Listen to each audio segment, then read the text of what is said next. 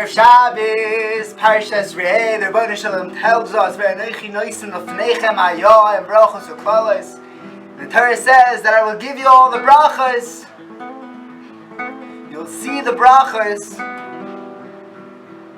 because of the mitzvahs that you do. The Nesiv Shalom explains the pasuk to mean that we have a ton of brachas in our lives. Everyone has brachas in our lives. We eat, we see, we can breathe, we wake up in the morning, we have family, we have love, we have everything a man can ask for in one way or another. We don't see it, we live with it. It's so constant that sometimes we forget about it. Someone who connects with their Rebbeinu Shalom, someone who does the mitzvahs of the Torah and realizes that he's doing the Ratzon Hashem, he'll begin to see the brachas. He'll begin to feel the love that the Rebbeinu Shalom is showering on us constantly. The truth is, when we get into a rut, a difficult situation, when we're in a dark place in life, at the end of the day, the one thing that's going to get us through is the way we perceive it, our perception. And we can get that in many ways. Sometimes it can be a therapist, it can be a good friend, a parent, someone who has their Rebbeinu Shalom always has the proper mindset. He knows that it's coming from Hashem. The words Ani Mamin can be read as a palindrome, backwards and forwards, if you put the Aleph at the end. Aleph represents the Rebbeinu Shalom, the Echad Yachid Umiyuchad, the Aluf, above everything else. And it's easy to rely on Hashem when you see Him up front. You see the Rebbeinu Shalom, you see He's giving you a challenge. But when the Rebbeinu Shalom only shows up, when you only see Him at the end, after, a true Mamin believes even then. Rav Yisrael Harton lived in Warsaw before the war, before World War II. He said that he once met an old man in his 90s carrying a gigantic pane of glass, and he offered to help him. He said, no thank you. He turned him down. He said, I don't need help. Baruch Hashem, I'm in good shape, I'm in good health.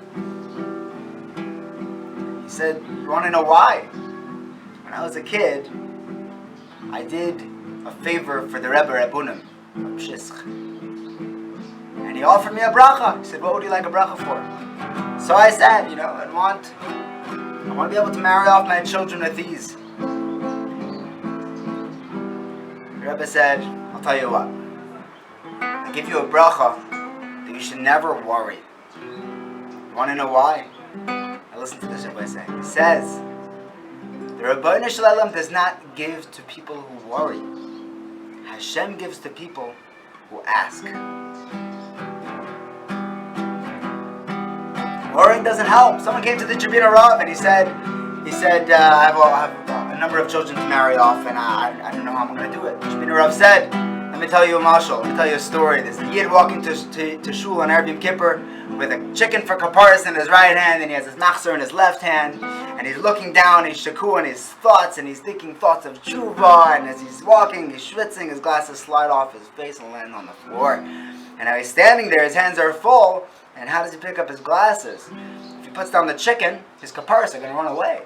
And Chas v'sholom, he's not going to put down his machzor. So what does he do? Jabina Rav said, I don't know. But I'll tell you one thing. He's not standing there anymore. Gamzi Avor Shlomo Melech wrote it on his ring. Everything passes, no matter how dark, no matter how tough it gets. Ani Mamin, if you beteach b'Hashem, if you connect to His mitzvahs and you realize that the mitzvahs are a way of connecting to Hashem, doing His ratzon, developing that relationship, and we'll see all the brachas in the world. V'ani b'chastecho b'tachti v'ani b'chastecho b'tachti yogel li